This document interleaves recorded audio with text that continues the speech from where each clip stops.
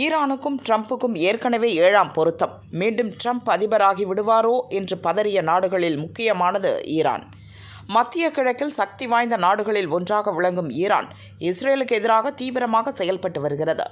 தன்னை சுற்றி இருக்கும் நாடுகளில் தங்கள் ஆசையுடன் கிளர்ச்சி படைகளை வளர்ப்பது ஈரானுக்கு கைவந்த கலை. அப்படித்தான் காசாவில் ஹமாஸ், லெபனானில் ஹெஸ்புல்லா, ஏமனில் ஹவுதி, சிரியா, ஈராக்கில் இஸ்லாமிய கிளர்ச்சியாளர்கள் என்ற அண்டை நாடுகளில் ஈரானுக்கு பினாமி படைகள் உண்டு. ட்ரம்ப் அதிபர் தேர்தலில் வென்றதும் இந்த பயங்கரவாத அமைப்புகள் எல்லாம் நடுங்க ஆரம்பித்தன. ட்ரம்ப் முயற்சியால் இஸ்ரேல் ஹெஸ்புல்லா போரும் இஸ்ரேல் ஹமாஸ் போரும் முடிவுக்கு வந்தன. இந்த நிலையில்தான் ஹவுதி பக்கம் திரும்பி இருக்கிறது ட்ரம்ப் பார்வை. ஏமனில் இருந்து செயல்படும் ஈரான் ஆதரவு பெற்ற இந்த அமைப்பை வெளிநாட்டு பயங்கரவாத அமைப்பு என்று இப்போது ட்ரம்ப் அறிவித்துள்ளார்.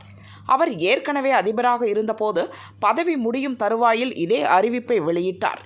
பின்னர் வந்த பைடன் பயங்கரவாத பட்டியலில் இருந்து ஹவுதி அமைப்பை நீக்கினார்.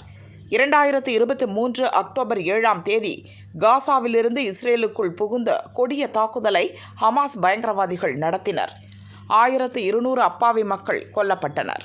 இதுதான் இஸ்ரேல் ஹமாஸ் போர் வெடிக்க காரணமாக இருந்தது. இந்த போருக்கு பிறகு ஹமாஸுக்கு ஆதரவாக இஸ்ரேல் மீது ஹவுதிகளும் தாக்குதல் நடத்த ஆரம்பித்தனர்.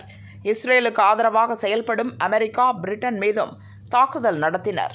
அதாவது செங்கடலை தங்கள் கட்டுப்பாட்டில் வைத்துக்கொண்டு அந்த வழியாக செல்லும் அமெரிக்க, பிரிட்டன் கப்பல் மீது குண்டு வீசி தாக்கினர். இதனால் கடந்த ஆண்டு ஹவுதிகளை மீண்டும் பயங்கரவாதிகள் பட்டியலில் சேர்த்தார் பைடன். அப்போது ஸ்பெஷலி டெசிக்னேட்டட் குளோபல் டெரரிஸ்ட் என்ற பட்டியலில் அவர் சேர்த்திருந்தார். அதை மாற்றிவிட்டு இப்போது ஃபாரின் டெரரிஸ்ட் ஆர்கனைசேஷன் என்ற பட்டியலில் ட்ரம்ப் சேர்த்திருக்கிறார். இது ஹவுதிகளை இன்னும் பலவீனப்படுத்தும். அவர்கள் மீதும் அவர்களுக்கு யாராவது உதவி செய்தால் அவர்கள் மீதும் கடுமையான பொருளாதார தடைகளை இனி விதிக்க முடியும்.